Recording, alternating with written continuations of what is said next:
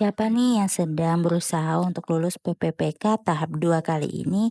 Temani belajar bersama Rana Bidan. Soal yang akan kita bahas di sini memang sudah memuat ya dari kisi-kisi yang ada baik untuk bidan terampil ataupun bidan ahli. Selamat belajar, semoga bermanfaat dan lulus PPPK tahap gimana teman-teman. Buat kamu yang suka nontonin video Rana Bidan, ini saatnya kamu download ebook soal latihan PPPK by Rana Bidan. Downloadnya di link ya Rana Bidan, nanti akan diarahkan ke Baino. Nanti kamu pilih berapa yang mau kamu beli dan nanti kamu isi beberapa bagian data dan jangan lupa checklist, lalu akan diarahkan untuk pembelian. Pembelian ini bisa dilakukan di LinkedIn dan nanti kamu akan mendapatkan ebook 90 soal lengkap dengan pembahasan yang dijelaskan dengan super detail dan kamu gak akan rugi untuk ini. Baik, kita mulai dengan soal nomor 1. Bidan memberikan edukasi pada ibu dalam masa klimakterium. Makanan apa yang dapat disarankan oleh bidan? A. Susu sapi, B. Tahu dan tempe, C. Daging ayam, D. Ikan salmon, E. Telur ayam. Mana teman-teman? Tentunya di masa klimakterium kita butuh makanan yang mengandung estrogen atau bahasanya fitoestrogen ya. Yang mana? Apakah A, B, C, dan D, dan E? Ya, ini berarti yang mengandung tinggi kedelai, yaitu jawabannya yang B. Nah, makanan ini sangat baik untuk masa-masa ibu menopause ya, karena dia mengandung sumber utama fitoestrogen, khususnya isoflavon yang dapat membantu untuk pemenuhan hormon estrogen. Maksudnya dia dapat merangsang gitu kadar estrogen dalam tubuh untuk meningkat. Lanjut ya, nomor 2. Seorang wanita usia 48 tahun mengeluhkan serangan tiba-tiba rasa panas di wajah dan tubuh bagian atas disertai berkeringat di malam hari. Gejala ini dikenal sebagai A. Nyeri sendi, B. Hot flashes, C. Gangguan tidur, D. Vaginitis, dan E. Sakit kepala. Ya benar, ini jawabannya B. Hot flashes. Nah, hot flashes ini adalah gejala vasomotor atau gejala yang dialami oleh pada pembuluh darah kita ya, dimana ini menyebabnya pelebaran pada pembuluh darah yang mengakibatkan orang untuk terus merasa berkeringat dan kemerahan karena pembuluh darah melebar, kemerahan pada wajah.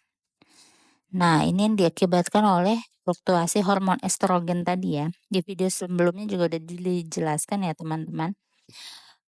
Oke, kita lanjut nomor 3.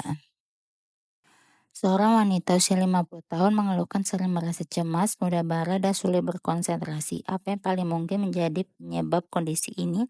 Apakah A. Stres pekerjaan, B. Kekurangan gizi, C. Penurunan kadar hormon estrogen, D. Infeksi kronis, E. Hipotiroid. Sering cemas, mudah marah, dan sulit konsentrasi. Ini adalah hal yang wajar pada masa menopause. Jadi jawabannya karena penurunan kadar hormon estrogen.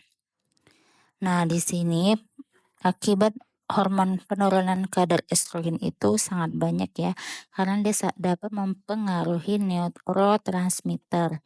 Jadi kita pada saat masa menopause itu akan menjadi lebih sering marah, cemas, karena juga ada pengaruhnya pada efek neurotransmitter. Lanjut ya, nomor 4. Seorang wanita usia 52 tahun mengeluhkan rasa nyeri saat berhubungan seksual atau dispareunia dan sering buang air kecil. Apa penyebab utama keluhan ini? Apakah A. Infeksi saluran kemih, B. Menurunnya kadar estrogen, C. Kurang aktivitas fisik, D. Hiperglikemia, E. Kanker serviks. Nah, untuk hal-hal ini sebenarnya dia bisa ke arah PMS juga ya teman-teman, dan kanker serviks.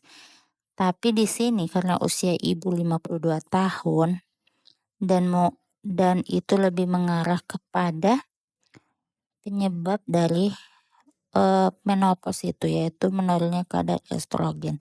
Jadi kalau untuk kanker serviks itu mungkin bisa lebih dikaji lagi ya penyebabnya. Jadi jawabannya yang B. Nah, penurunan estrogen menyebabkan atrofi vagina dan saluran kemih sehingga dapat menyebabkan dispareni dan gejala saluran kemih lainnya seperti tadi sering BAK. Lanjut ya, soal nomor 5. Apa resiko kesehatan yang meningkat pada wanita selama masa klimakterium akibat penurunan estrogen? Nah, apakah A. Osteoporosis, B. Hipertensi, C. Diabetes mellitus, D. Artritis reumatoid, E. Obesitas. Jelas ini adalah A. Osteoporosis. Nah, teman-teman, sebenarnya pertanyaan pada masa klimakterium itu hanya sekitaran ini. Penurunan estrogen, akibatnya apa, dan gejala-gejala klimakterium, diagnosa klimakterium, dan sebagainya. Jadi kita harus lebih pahami hal-hal tersebut ya, dan lebih fokus untuk memahaminya. Demikian video kali ini, jangan lupa komen, like, dan subscribe.